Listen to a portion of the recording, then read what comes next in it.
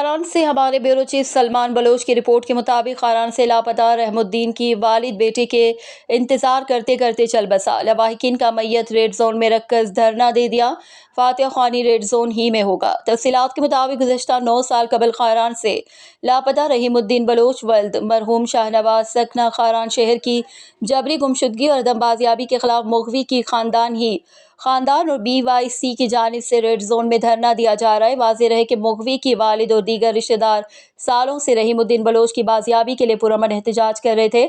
जगह जगह अपने बेटे की बाहिफाजत बाजियाबी का फरियाद कर रहे थे, मगर सालों गुजर जाने के बावजूद भी लापता रहीमुद्दीन बाजियाब ना हो सका, जिसकी वजह से उसके फैमिली 24 घंटा परेशानी और अजियत से गुजर रहे थे।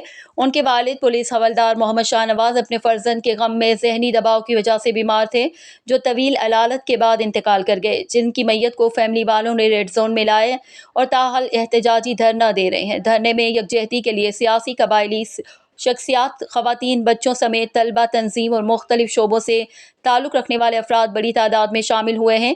धरना गाह में उलमाए कराम, असिस्टेंट कमिश्नर खारान और दीगर कबायली शख्सियात की दरख्वास्त पर आज 4 बजे नमाज जनाजा अदा कर दिया गया, जबकि रेड जोन में फातिहा ख्वानी का सिलसिला जारी रहेगा। धरना गाह से रहीमुद्दीन बलोच की बहन बीबी जरमीना बलोच और दीगर ने खिताब करते हुए कहा,